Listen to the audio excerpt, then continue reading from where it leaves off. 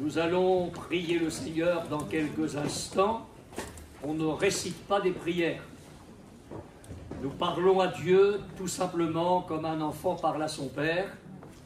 Et nous avons fait l'expérience que Dieu entend et qu'il répond à la prière.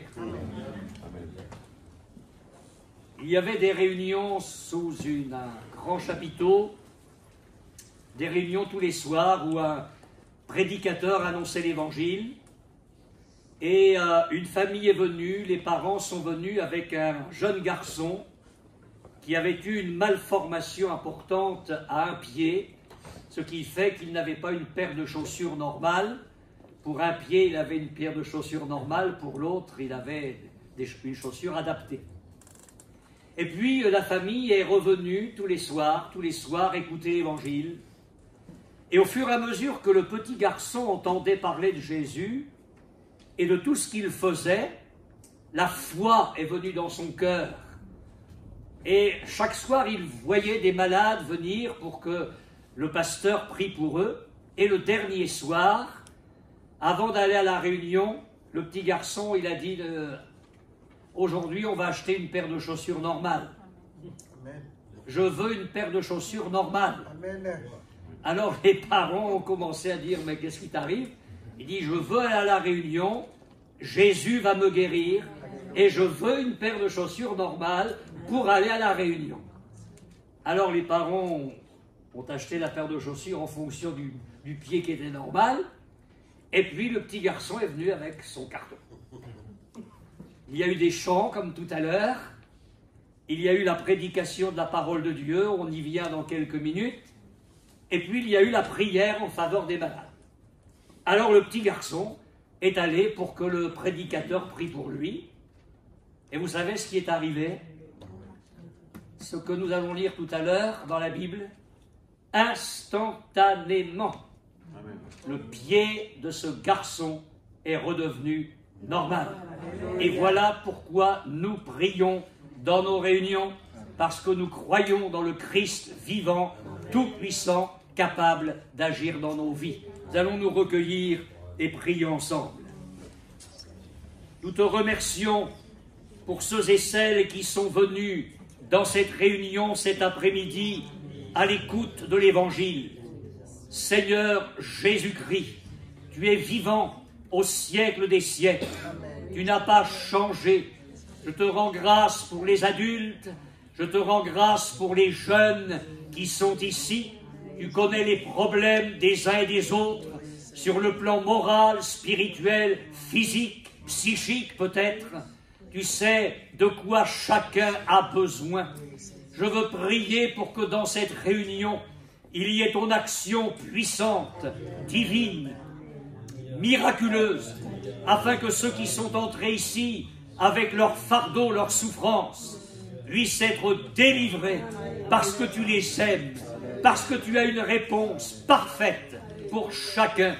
Aide-nous, Seigneur, à entendre l'Évangile et à le croire comme il convient. Merci de ce que tu vas faire. Bénis ta parole, Seigneur, maintenant pour nos vies, au nom précieux de Jésus. Amen. Amen. Nous avons chanté tout à l'heure, je crois que la Bible est vraie, elle est la parole de Dieu, et c'est cette Bible que je vous invite à ouvrir dans les Actes des Apôtres au chapitre 3, verset 1er. Alors si vous ne connaissez pas la Bible, si vous ne l'avez jamais lue, ça ne vous dira rien, mais quelqu'un qui est à côté de vous va vous trouver le texte que nous allons lire. C'est dans la deuxième partie de la Bible, il y a les 4 évangiles, Matthieu, Marc, Luc, Jean. Après, il y a le livre appelé les Actes des Apôtres, et nous lisons dans ce livre au chapitre 3, verset 1er. Pierre et Jean, donc 2 apôtres du Christ, montaient ensemble au temple à l'heure de la prière. C'était la 9e heure, c'est-à-dire pour nous 3 heures de l'après-midi. Il y avait un homme boiteux de naissance qu'on portait et qu'on plaçait tous les jours à la porte du temple appelée la Belle pour qu'il demande l'aumône à ceux qui entraient dans le temple. Cet homme voyant Pierre et Jean qui allaient y entrer, leur demanda l'aumône. Pierre, de même que Jean, fixa les yeux sur lui et dit « Regarde-nous ». Il les regardait attentivement, s'attendant à recevoir d'eux quelque chose. Alors Pierre lui dit « Je n'ai ni argent ni or ». Quelle déception! Ah, ça, c'est pas dans le texte, c'est moi qui le dis. « Je n'ai ni argent ni or, mais ce que j'ai, je te le donne. Au nom de Jésus-Christ de Nazareth, lève-toi et marche. » Et le prenant par la main droite, il le fit lever. Au même instant, ses pieds et ses chevilles devinrent fermes. D'un saut, il fut debout, et il se mit à marcher. Il entra avec eux dans le temple, marchant, sautant et louant Dieu. Tout le monde le vit, marchant et louant Dieu. Il reconnaissait que c'était celui qui était assis à la belle porte du temple pour demander l'aumône, et ils furent remplis d'étonnement et de surprise au sujet de ce qui lui était arrivé. Comme il ne quittait pas Pierre et Jean, tout le peuple étonné accourut vers eux au portique dit de Salomon. Pierre, voyant cela, dit au peuple, « Hommes israélites, pourquoi vous étonnez-vous de cela? Pourquoi avez-vous les regards fixés sur nous, comme si c'était par notre propre puissance ou par notre piété que nous ayons fait marcher cet homme?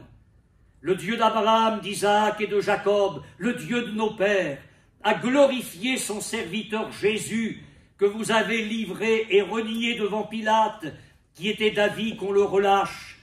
Vous avez renié le saint et le juste, et vous avez demandé qu'on vous accorde la grâce d'un meurtrier. Vous avez fait mourir le prince de la vie, que Dieu a ressuscité des morts. Nous en sommes témoins.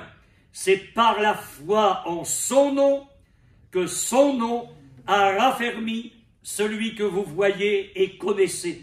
C'est la foi en lui qui a donné à cet homme cette entière guérison en présence de vous tous. Amen. Nous arrêtons ici la lecture. Je ne sais pas l'idée que vous vous faites de l'Évangile, c'est-à-dire le message de Jésus-Christ. Mais l'Évangile, ce n'est pas l'exposé d'une doctrine, ce n'est pas un ensemble de préceptes ou de commandements. L'Évangile nous fait connaître une personne, pas une religion, mais une personne, Jésus-Christ. Quel est le cœur de ce texte? Ce ne sont pas les deux apôtres du Christ, Pierre et Jean. Il est vrai qu'aujourd'hui, les religions, les sectes attirent presque toujours l'attention sur les hommes et les femmes dont ils sont le centre. Or, le salut, le secours dont vous avez besoin aujourd'hui n'est pas chez vos semblables, mais je le dirai avec force tout à l'heure, le secours dont vous avez besoin est en Jésus, qui vous aime infiniment.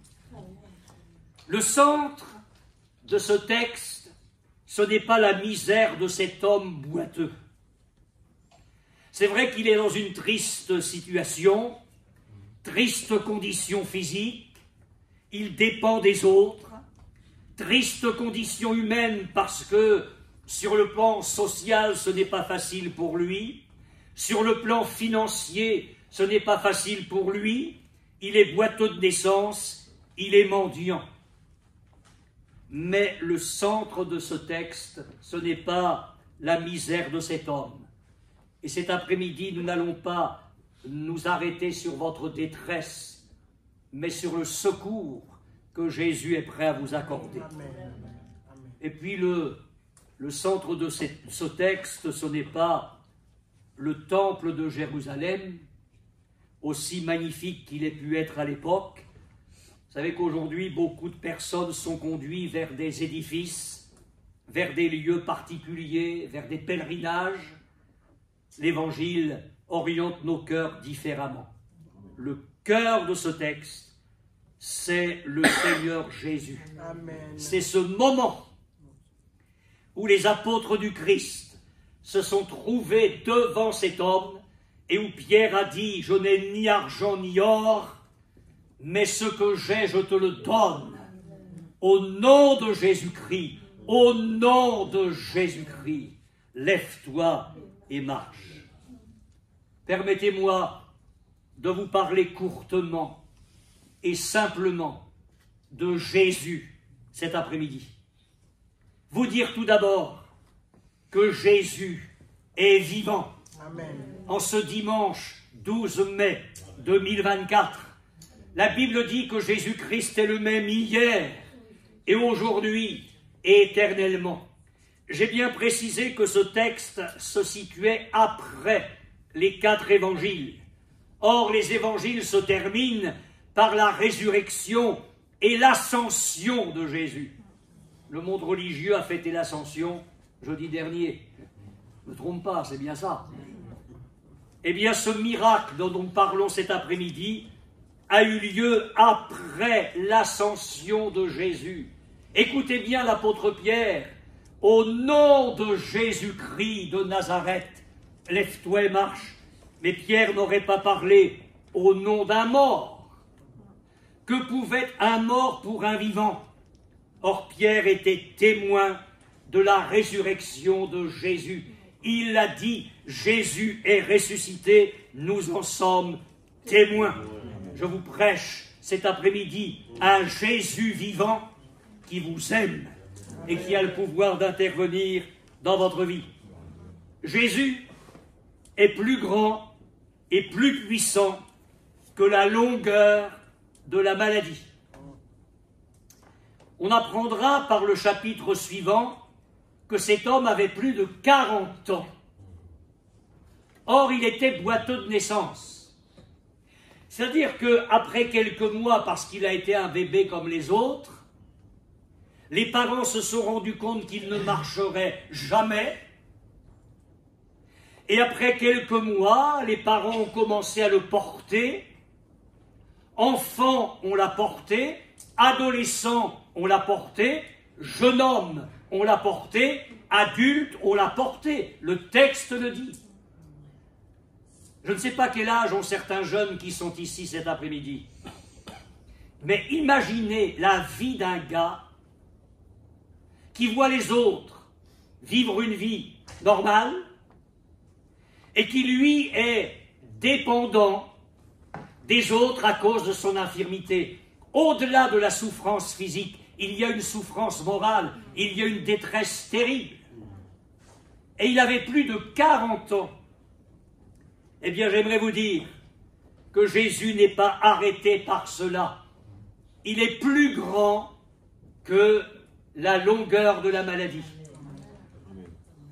Il y a peut-être des adultes, il y a peut-être ici des jeunes qui souffrent dans leur corps, qui souffrent dans leur être psychique, pas depuis une semaine. Vous savez depuis combien de temps? J'ai une bonne nouvelle pour vous, peu importe. Jésus guérit. Amen. Dans l'Évangile, on trouve une femme qui était courbée en deux depuis 18 ans. Jésus l'a redressée. Amen. On trouve un homme aveugle de naissance. Jésus l'a guéri. Et on trouve un Christ qui va partout sur les chemins de son pays, qui traverse les villes, les villages. Partout, il rencontre des gens mal en point. Et certains le sont depuis longtemps. Il n'est arrêté par rien. Je ne sais pas depuis combien de temps tu souffres. Depuis combien de temps tu es empoisonné par ton problème. Mais je suis venu te dire que si tu le crois, cet après-midi, c'est fini. Jésus va intervenir pour toi. Jésus est plus grand et plus puissant que toute infirmité. Je le redis, cet homme n'avait jamais marché. Et le texte nous dit que chaque jour, on le portait et on le plaçait à la porte du temple pour qu'il demande l'aumône. Plus grand, notre Jésus, plus grand que toute infirmité. Il n'y a pas de maladie trop grave pour Jésus. Il n'y a pas de maladie trop grave. Certaines maladies sont l'échec des médecins, mais pas l'échec de Jésus. Il a dit « tout est possible à celui qui croit ».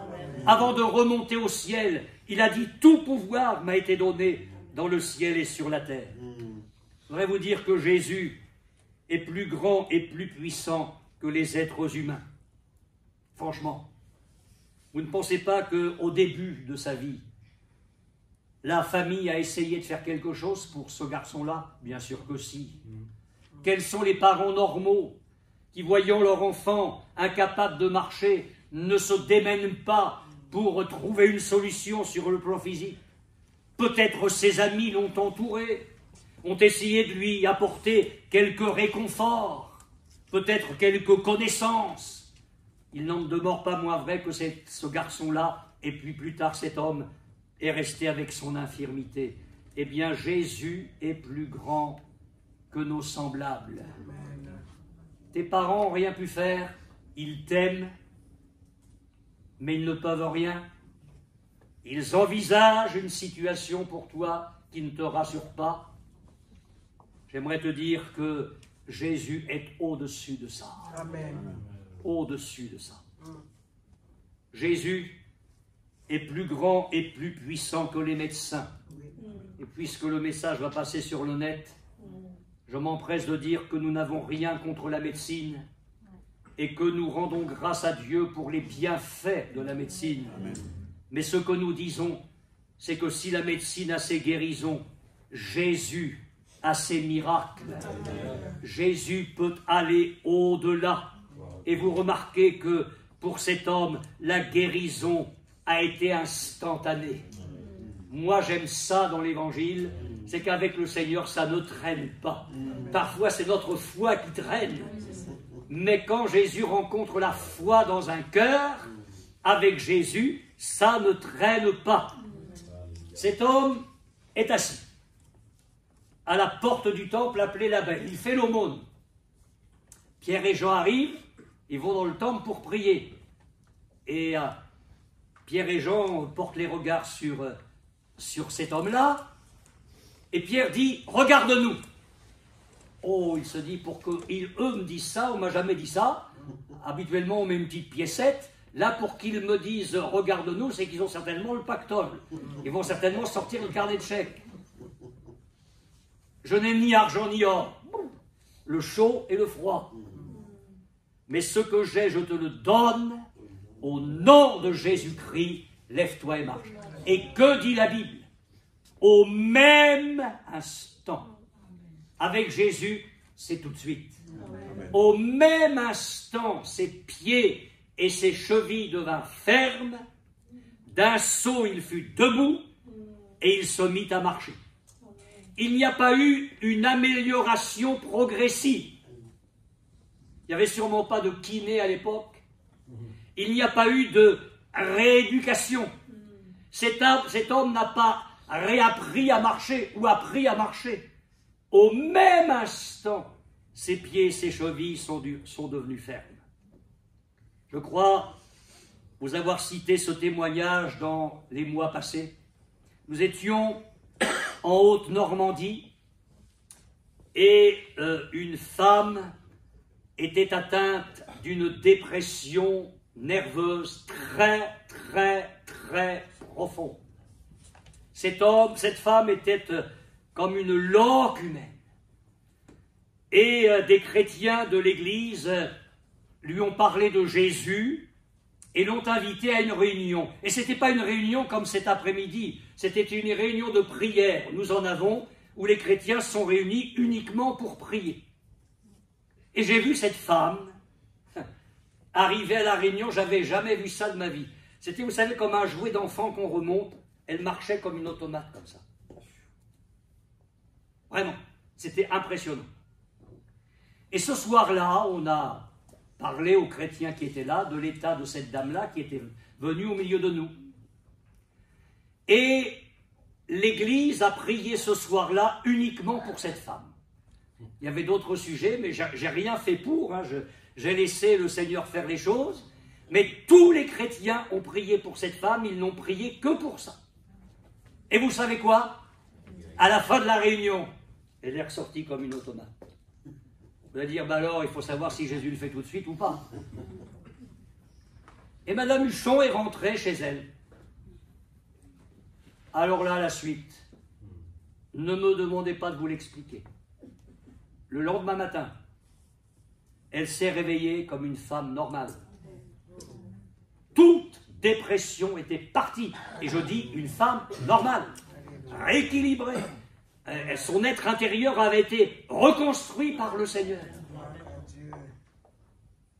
Plus tard, un de ses enfants est passé par une épreuve terrible au niveau de la tête. Il a dû être trépané. Bon, l'enfant a été opéré, ça a très bien marché. Mais elle aurait pu replonger avec cette épreuve-là. Elle a survolé ça magnifiquement avec le Seigneur. Nous avons eu la joie de voir cette famille revenir aux réunions, se convertir au Seigneur. On a eu la joie de les baptiser. Ce que le Seigneur fait, il le fait parfaitement. Amen. Parfaitement. Amen. Jésus agit de manière glorieuse. D'ailleurs, Pierre le dira un peu plus tard, vous l'avez lu avec moi, que c'est le nom de Jésus qui a donné à cet homme cette entière guérison. Il n'y a pas eu un mieux dans sa santé. Il a été reconstruit parfaitement. Jésus veut te guérir parfaitement. Amen. Maintenant, j'aime beaucoup la Bible parce que elle déborde de vie. Ce que Jésus fait, c'est magnifique. Cet homme est guéri.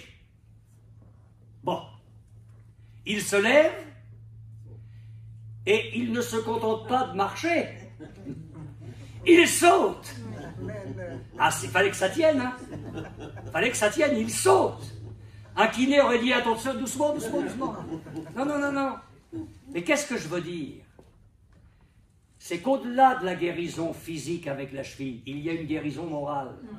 La joie vient dans son cœur. Il y a des parents ici. Vous savez bien que les petits, quand ils sont heureux, ils sautent. Non? Ou alors avec les miens qui étaient comme ça. Les vôtres aussi. Naturellement, le gosse, il saute quand il est content. Là, il y a eu une guérison intérieure, une guérison morale. La joie est venue dans son cœur. Non seulement Jésus veut s'occuper de ton corps, de ton être psychique, il veut apporter la joie véritable dans ta vie. Amen. Et alors là, qu'est-ce que le boiteux dit? Boiteux guéri. Ah, messieurs, je vous remercie, l'évangile c'est formidable. Maintenant, je vais aller pouvoir m'éclater avec les filles en boîte. Je vais rattraper le temps perdu. Je vais m'inscrire dans une équipe de football. Je vais... Non. Il se met sur ses pieds. Il bondit de joie et il entre dans le temple avec les apôtres. Il y a une action au niveau spirituel. Il sent qu'il a besoin de Dieu. Mais si ce Jésus est si magnifique que ça, au point de lui le guérir, au point de lui apporter la joie, alors il a besoin de Jésus dans tout son être. Et il rentre dans le temple en louant Dieu. Il n'a pas trouvé une religion, il a trouvé un Christ magnifique. C'est tout le mal que je vous souhaite.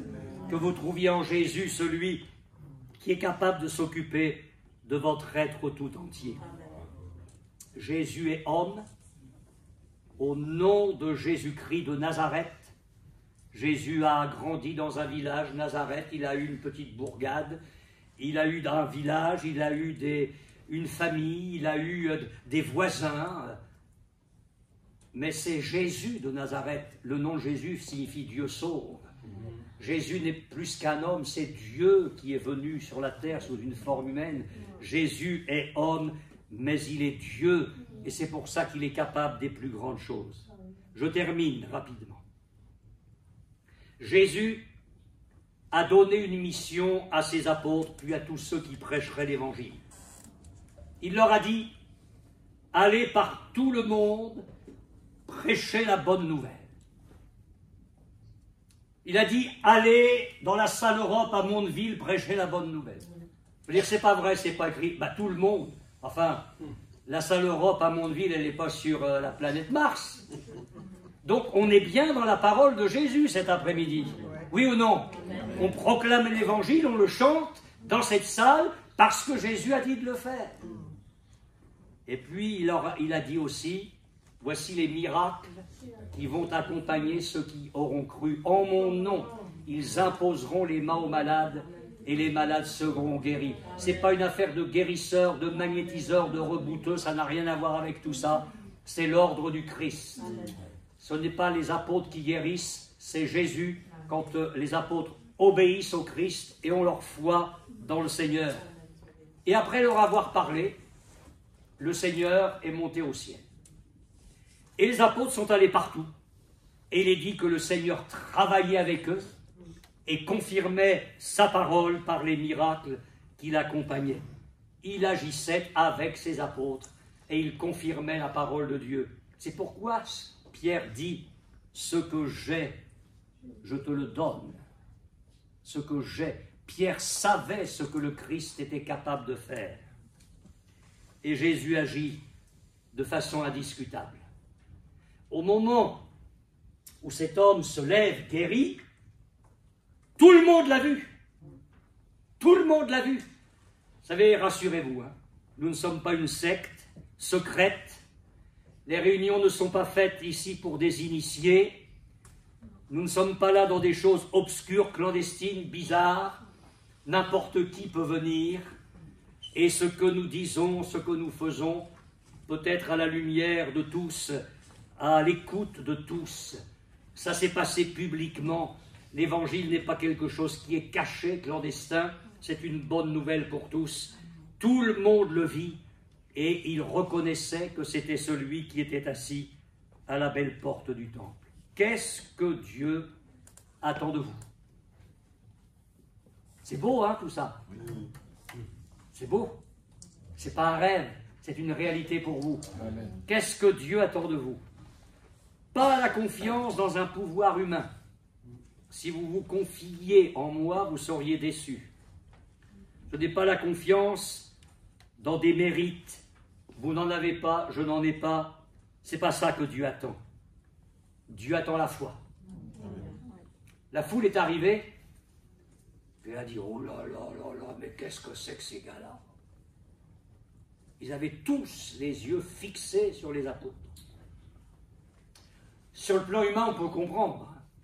Un boiteux de naissance qui se lève instantanément, c'est pas rien. Et Pierre a dit, stop, stop, stop, stop. Pourquoi est-ce que vous avez les regards fixés sur nous? Comme si c'était par notre pouvoir que ça s'est passé. Comme si c'était par notre piété, comme si on était des hommes exceptionnels, mais pas du tout, arrêtez avec ça. Nous sommes des hommes comme vous. Maintenant, on va vous dire le secret. C'est que Jésus est venu, le Fils de Dieu. Il a parlé, il a agi, vous n'en aviez rien à faire. De ce Jésus plein d'amour, vous n'en aviez rien à faire.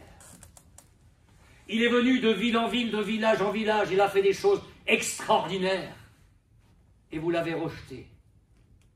Vous l'avez renié. Vous l'avez livré pour qu'il soit crucifié. Et il a été crucifié. Déposé dans un sépulcre. Mais Dieu l'a ressuscité. Et Jésus est vivant. Et vous savez quoi? Puisque vous voulez le savoir, ce n'est pas par notre puissance que cet homme est guéri, mais c'est par la foi au nom de Jésus, que le nom de Jésus a raffermi celui que vous voyez et connaissez. C'est-à-dire, le nom de Jésus, c'est une formule, ça? Non, non, dans la Bible, le nom, c'est la personne. Et quand Pierre dit, c'est par la foi au nom de Jésus, il dit, c'est par la foi dans la personne du Christ, Fils de Dieu tout-puissant. C'est la foi en son nom qui a permis à cet homme de recouvrer une parfaite santé. La foi dans la personne de Jésus. Nous avons chanté quelque chose sur la foi tout à l'heure. Ce serait tellement bien que vous puissiez vous l'approprier et que vous puissiez dire au fond, qu'est-ce que j'ai à perdre? J'ai tout à gagner. Si ce que ce pasteur-là prêchait, ou c'est un fou, vous demanderez à ma femme, ou c'est un fou, ou s'il dit la vérité, pourquoi est-ce que je ne vais pas moi l'expérimenter? Pourquoi est-ce que dans ma vie de jeune homme, de jeune fille, d'homme, de femme, je ne vais pas vivre dans mon corps cet après-midi quelque chose de merveilleux avec Jésus? Oh, c'était pas aussi grave que ce boiteux de naissance, mais je me souviens aussi de cette réunion, c'était également ailleurs, dans une autre région. Un homme est venu un soir, c'était la première réunion à laquelle il venait, il avait des problèmes avec son bras qu'il ne pouvait pas remuer et il ne pouvait rien prendre ni soulever. Alors, il est venu avec d'autres à l'imposition des mains à la fin de la réunion. J'ai prié pour cet homme-là et il a senti dans son corps la guérison quand il est rentré chez lui. Et vous savez, il avait chez lui les vieux fers à repasser. Les dames très âgées comme ma femme connaissent ça. Vous savez, c'est pas des trucs très très légers maintenant. C'est pour ça que maintenant les hommes aident un petit peu à repasser. Mais à l'époque où c'était dur, il y avait que les femmes qui faisaient ça. Vous savez, les bons fers à repasser. Il avait ça chez lui, je ne sais pas si c'est une récupération, une décoration, bref. Il a dit, je vais savoir si Jésus m'a vraiment guéri de mon bras. Et il a attrapé ça et l'a soulevé comme si de rien n'était. Jésus guérit. Amen. Jésus fait des choses magnifiques. Il attend notre foi. Nous allons nous recueillir et prier le Seigneur. Et je vous demande de croire, vous qui êtes venus ici malades, ou qui avez d'autres problèmes dans d'autres domaines, de faire confiance à Jésus. Il est capable vraiment cet après-midi d'intervenir. Et si vous constatez dans les heures, les jours qui viennent, qu'il l'aura fait, je vous supplie de revenir dans nos réunions, de nous dire ce que Jésus aura fait pour vous. Nous allons prier maintenant de tout notre cœur. Nous prions, Seigneur, pour que ta parole qui a été prêchée puisse déclencher la foi dans le cœur de ceux qui sont venus ici. Tu vois les détresses des uns et des autres. Tu vois les choses qui paraissent insignifiantes. Tu vois les maux beaucoup plus graves. Mais tu n'es limité par rien. Et je te prie maintenant, Seigneur, de travailler avec nous et de confirmer ta parole par ton action miraculeuse, par des guérisons, des interventions puissantes. Je te supplie de le faire.